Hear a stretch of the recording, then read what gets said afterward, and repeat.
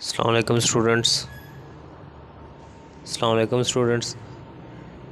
उम्मीद है कि आप लोग सब खैरियत से होंगे। आज का जो हमारा क्वेश्चन है, जो टॉपिक है, वो इन्वामेंटल केमिस्ट्री को हम डिस्कस कर रहे थे। इसमें जो टॉपिक है, जो क्वेश्चन है, इस साइकिल्स के हवाले से क्वेश्चन आया है कि why air is important for carbon and water cycle, कि एयर किस तरह इम्पोर्टेंट है, एयर की क्या इम्पोर्टेंस है कार्बन और वाटर साइकिल में।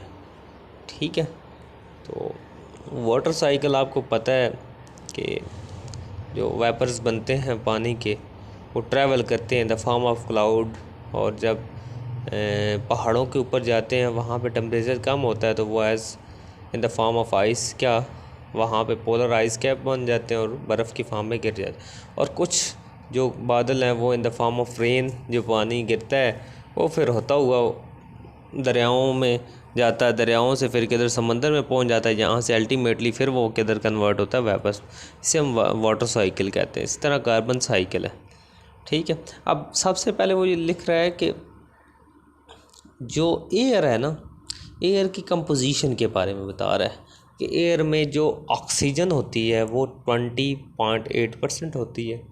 ठीक है, और उसमें नाइट्रोजन भी होती है।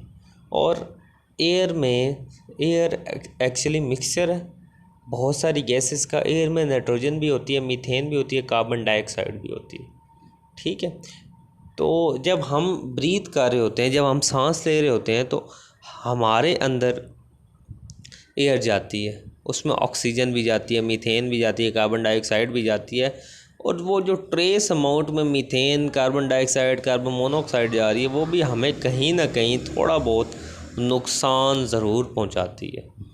ठीक है, इसी तरह जो आपकी एयर है, ये मोस्ट इम्पोर्टेंट है फॉर सेवरल साइकिल्स।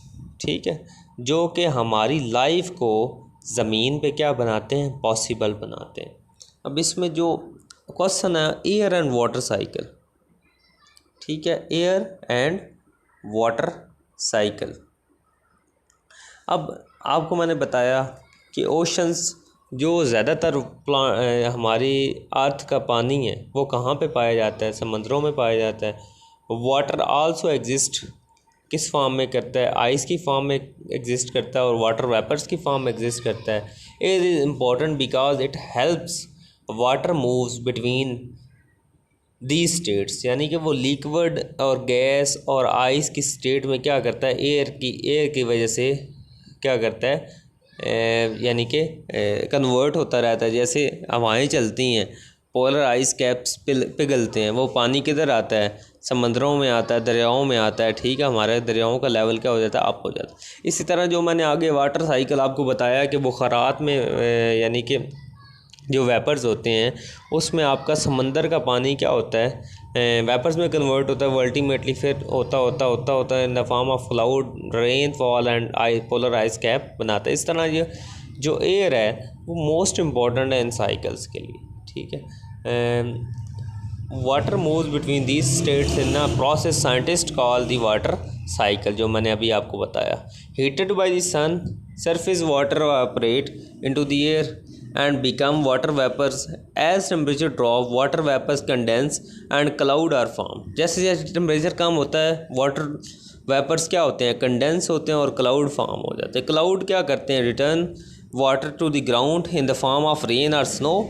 ठीक है, रेन या स्नो की फॉर्म में वाटर को क्या कर देते हैं, रिटर्न कर देता है। As cloud move, they transport water to location far from where the water originate, यानी कि जब क्लाउड मूव करता है, जहाँ से वाटर वेपर्स में कन्वर्ट हुआ है, वो उस जगह से बहुत दूर चला जाता है।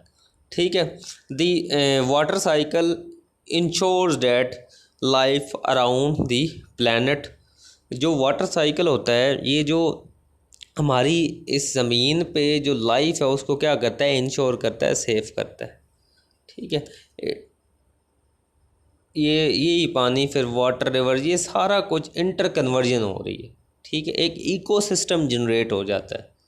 ठीक है, पानी का, जिससे हमारी लाइफ अर्थ पे क्या कर रही है, एग्जिस्ट करने के लिए ये मदद करता है। अगर ये ना हो, पानी ना हो, तो सब ख़त्म हो जाए।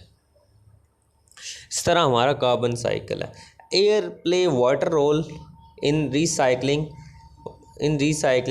यानी कि एयर क्या करती है, वाटर रोल प्ले करती है रिसाइकलिंग में। One of earth most important substance, ठीक है, जो अर्थ का मोस्ट इम्पॉर्टेंट सब्सटेंस है जिसे हम कार्बन कहते हैं। Carbon is important because you are carbon based life form. जो आपकी लाइफ है वो क्या है, कार्बन बेस्ड है, ठीक है। यू नीड इट सर्वाइव, आपको सर्वाइव करने के लिए कार्बन चाहिए। कार्बन सोर्स और क्या है, फॉसल फ्यूल है, पेट्रोल है, डीजल है, ये सारे के सारे जो ऑर्गेनिक फ्यूल्स हैं ये सारे कार्बन कंटेनिंग है। Combustion and decay of animal and volcanic eruption, यानी कि जो आतिश फ़िशां और डिके ऑफ एनिमल्स हैं, ठीक है, वो भी क्या प्रोड्यूस करते हैं, कार्बन प्रोड्यूस करते हैं।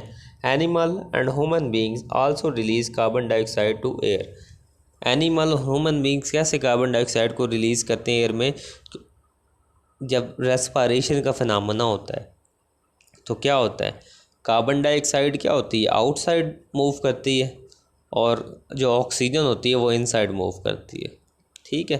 तो इससे हमारी जो सांस लेने की वजह से भी कार्बन डाइऑक्साइड किधर जा रही है, हमारी एटमॉस्फेयर में। Plant extract this carbon dioxide, वही प्लांट क्या करते हैं, उसी कार्बन डाइऑक्साइड को यूज़ करते हैं और क्या बनाते हैं, सिंथेसाइज करते हैं फूड यानी सेलुलोज और oxygen through the process of photosynthesis. यानी फोटोसिंथेसिस का फिनोमेना क्या होता है प्लांट्स में, ठीक है, इन एयर। अब वही प्लांट्स कौन खाता है, एनिमल एंड ह्यूमन बीइंग, ठीक है। Human eat plant digest carbon and produce energy they need to live.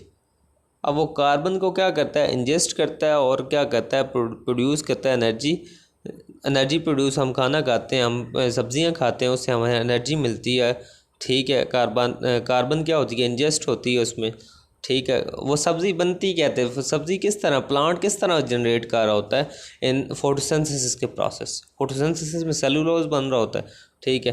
तो इस तरह क्या होता है, फोटोसिंथेसिस के फिनोमेना से वो प्रोड्यूस हुई होती है, जिसमें सनलाइट, कार्बन डाइऑक्साइड और ऑक्सीजन यूज़ होता है। व्हेन दे डाई, ठीक है, देयर बॉडी डिकम्पोज।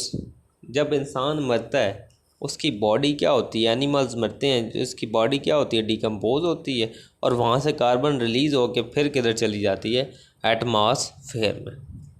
तो यही हमारे साइकिल्स हैं जो कि कुदरत के साइकिल हैं, जिसने ये ज़मीन बनाई है, जिसने ये दुनिया बनाई है, उसने उसके साथ साइकिल्स को जोड़ा है कि जिससे जो लाइफ है इस ज़मीन पे वो क्या रहे, सेफ रहे।